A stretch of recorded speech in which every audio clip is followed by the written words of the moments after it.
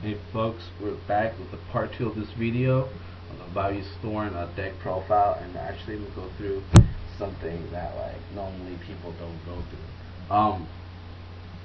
This deck is good, but it's better when the side deck is in. Let me explain why. Value sworn, my value sworn, the tempo is really fast. Like I should have game by like turn 7, turn 10 max. If I don't get game by turn 10, then something like really wrong is going on. Like I'm either misplaying or I'm having like disgusting hand.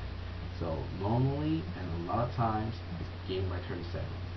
So it's really good. It's really fast. So it's a very fast tempo deck, like I said earlier. So my side deck, this is where craziness happens.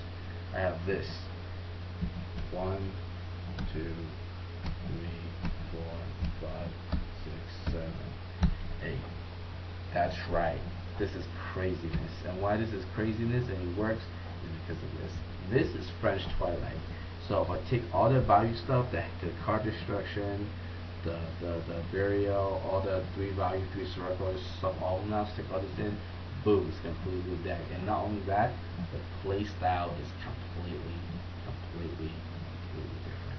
In value sworn, your gold, your bank, is the graveyard. This monster comes out of the graveyard, they swarm from the graveyard, JD's in your hand. Essentially, you normally have about 2, 3 cards in your hand, and everything else is just sitting in the graveyard, ready to go, ready to rock and roll.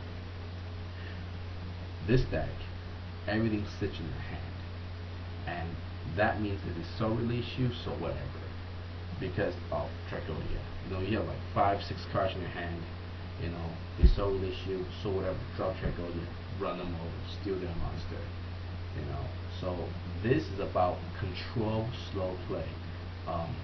By exchanging this, my tempo decreased to say like 15 to 20 turns a game. I'm slow rolling my opponent to death, and because of this power, like this really quick change in tempo, my opponent normally doesn't even see it coming, and they will misplay quite often. They expect me to swarm, blah blah blah, to be prepared for it. So when I don't, it really screws up their game. So that's what I've been doing in the locos, and it actually works pretty well. I mean, I dig it. So that's just like my evilness right there. Another thing I do to switch up my deck is I do the decree and non-decree.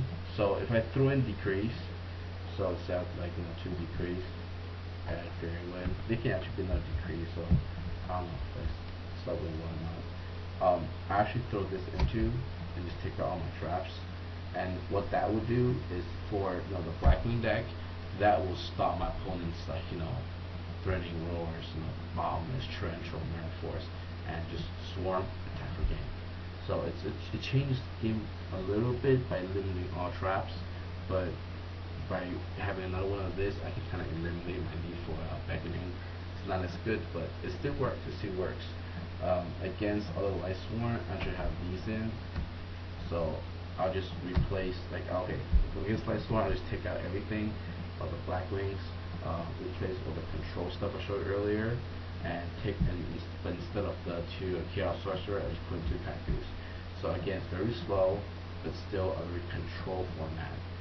I like this setup is because you don't necessarily change your deck to attack the opponent's deck, but you just straight up change the tempo of your deck, and the mindset of your deck, and the play style of your deck, to the point where if your opponent cannot adjust quick enough, they couldn't do anything.